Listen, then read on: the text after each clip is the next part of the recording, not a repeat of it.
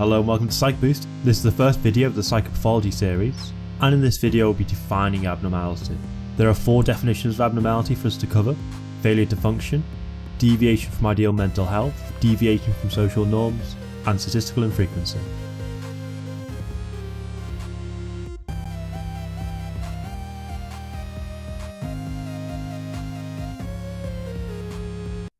So first up, let's have a look at statistical infrequency. So what does the term infrequency mean? It just simply means very rare. So we would define abnormal behaviour by any behaviour that is very unusual within a population. If we want to measure how rare behaviour is, we'd use statistics. Now what you can see here is a normal distribution curve. If we want to see the average spread of some characteristic across the population, such as height, weight, shoe size or intelligence, most people will be around the middle, and as we go away from the centre, fewer and fewer people will be at those values. So if we measure a behaviour or a trait in such a way that we compare that trait against the rest of the population, we can find those individuals who are most unusual. So one example would be intelligence. If we measure intelligence according to IQ, someone who is 2 standard deviations away from the average for IQ being 100, we would find just over 2% of the population will be in that low intelligence bracket. And we might say this is an objective way of measuring who falls into the category of low intelligence.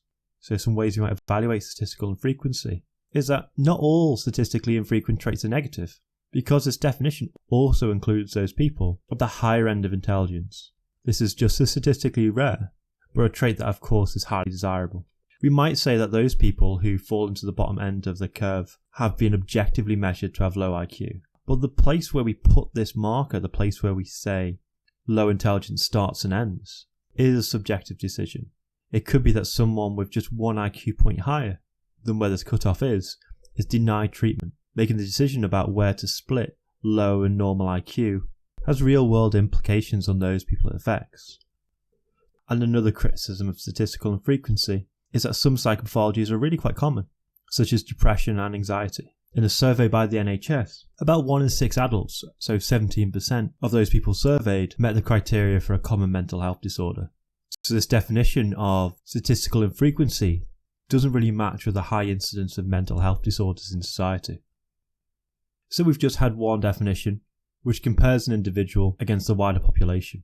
This next definition, failure to function adequately, looks more at an individual's ability to cope in their daily lives. So what this means is, can they interact with the world around them? Are they able to go through daily life and meet the small and large challenges they find along the way? Individuals can struggle to sometimes meet these requirements. There are a number of features of failure to function that Rosen and Seligman have suggested, and they are maladaptive behaviour. So this means in some way an individual is going to behave in ways that maybe go against their long-term interests. So this could be self-harm or unhealthy patterns of eating. Or it could be interacting with other people in ways that don't help grow those relationships. So just for example, if you worked in a shop, it might be a good idea to be nice to the customers. Maybe not because you necessarily want to, but you know that your long-term interests are best served by not being hostile or aggressive towards them. So next up, personal anguish. So this is when we can see the individual suffering from anxiety and distress as a result of their inability to cope with day-to-day life. So maybe they struggle to get out of bed, and they really want to interact with the world, but the fact they can't really makes them depressed. Another factor would be observer discomfort, and this is where we look at how the individual's behaviour causes distress to those people around them. This could be a result of maybe poor personal hygiene, or the individual not respecting the personal space of other people. Another example could be irrationality. Sometimes it's really difficult to understand the motivation of someone's behaviour, and this is linked in some way to unpredictability. Sometimes we might get the impression that these individuals are unable to control their behaviours. And another aspect is unconventionality. This is where someone's behaviour goes against what we might normally expect from an individual. So this could be inappropriate behaviour at work, a very unusual dress sense, or just some behaviour that just doesn't match what we would expect from a person in a given situation. So some evaluations of this definition of abnormality. The decision about whether someone is coping or not is actually quite a subjective judgment. And this is based on the opinion of the observers. So you might find that 2 observers might not agree of whether someone is actually coping or not. And as this definition suggests, that abnormality is an inability to cope. This doesn't include some people who would like to define as abnormal, such as psychopaths. Psychopaths are sometimes very much able to function in society in ways that make them very hard to detect, but their behaviour often has very negative implications on other people, even though they feel no distress themselves. Another criticism is that not all maladaptive behaviour is an indication of mental illness. Many people smoke, and it's definitely seen that smoking is against a person's long-term interest in personal health, but we wouldn't suggest that smoking is an example of mental illness. But perhaps one positive of this definition of abnormality is that failure of function does respect the individual and their own experience going through difficulties, in a way that other definitions such as statistical infrequency and deviation from social norms can't really address. Next up we have deviation from social norms. So first of all, what is a social norm? These are generally unwritten expectations of behaviour, and these expectations differ from culture to culture. They can also change over time. What was acceptable in the 60s might not be acceptable now, and can vary depending on context. The social norms of the nightclub are not the same social norms of the classroom. So people who deviate from society's expectations will be seen as abnormal or as a social deviant. You just imagine if someone used the social norms of the nightclub inside the classroom, they very quickly wouldn't be a popular student, or certainly be seen as somewhat abnormal. One important point to make about deviation from social norms: they are based within individual cultures. Because they're norms, they're a group judgment, and what's an acceptable behaviour in one culture might not be seen as acceptable in another. Examples that vary between cultures at the moment are homosexuality, face covering, hair covering, standing in queues, use of chopsticks or other cutlery, and public displays of emotion. So what evaluations might we have of deviation from social norms? Well, one positive might be that it does respect cultural differences between societies. It doesn't impose a set definition of abnormality. That might, for example, impose a Western view of abnormality on an Eastern culture. So we might say it's not ethnocentric. A problem could be, however, people from one culture moving into a different culture with different cultural norms. An interesting example of this is for schizophrenia. Now, people from an Afro-Caribbean background living in the UK are 7 times more likely to be diagnosed with schizophrenia than people living in the UK or people from their country of origin. Fernando suggests this is due to something called category failure.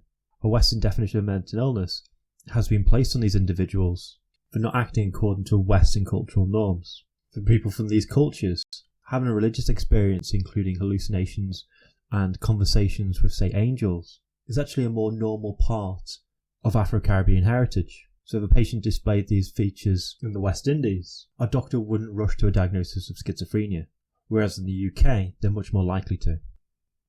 Another criticism of this definition of abnormality is it could be seen as just imposing a punishment on people who are trying to express their individuality, and repressing people that don't go along with the cultural norms of the time. That being said, it is a relatively clear definition about what is and isn't abnormal when we take context into consideration. Our final definition of abnormality, possibly the most complex, is deviation from ideal mental health.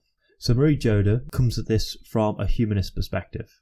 So humanists tend not to focus on dysfunction or deficit, more ways in which to improve to become a better person. With this principle in mind, Joda defines 6 features of ideal mental health, and she suggested that deviation from one of these features might indicate abnormality. Now it's a little tricky to remember them all, so the acronym ESBAR might be helpful. Let's talk through these 6 features. The 6 features are environmental mastery, autonomy, resisting stress, self-actualization, positive attitude to oneself, and accurate perception of reality. So to have environmental mastery, this means when you're put into a new situation, you're very much able to survive and do well in it. This obviously means that you'll need to be alert and you'll need to adapt your thinking to the demands of this new situation. Autonomy is where you're able to act independently of other people, and you can trust in your own abilities to get the job done. So you can imagine someone who's over-reliant perhaps on their parents might fail at this autonomy feature. Resisting stress. So of course, we all have stress in our lives. Joda isn't suggesting the lack of stress, but the internal grit, the internal resourcefulness, the internal strength to be able to cope with this feeling of anxiety, which is caused by our interaction with the demands of daily life. Self-actualization This is the ability we have to reach our potential, and we do this by maximising our own personal growth. And I'll just do a call out here to my humanistic psychology video, which will help you understand the self-actualization concept a little better. And it might also help you understand the positive attitude to one's self-concept. Humanists might say having a positive self-concept. This means a high self-esteem and good respect for yourself. An accurate perception of reality. This is when we can look at the world really as it truly is. It's not overly distorted by our own personal biases and schemas about the world. So some evaluations of this definition. It is very positive. It takes into consider a number of factors in the diagnosis, and it also gives suggestions for personal development. It doesn't just state what's wrong, it gives hints about how to fix those problems. One quite limiting feature is it is based on humanistic psychology, so it might reflect a kind of an ethnocentric Western viewpoint about what ideal mental health actually is. So, complex word here. It could be an example of an Emmett construct. So this is a perspective that is just from one culture, in this case American culture, being incorrectly applied to all people as a universal construct, or, again, technical word, an etic construct. So for example, in many cultures, people don't really place value on autonomy. You don't necessarily get to choose who to marry or what to do with your day-to-day life, because life is based much more around the family.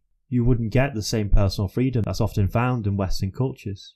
And that isn't seen as a negative in these cultures. These cultures really do value an individual playing a social role rather than just looking out for themselves. And certainly one of the criticism of this definition of abnormality is it is very, very difficult to achieve all these criteria.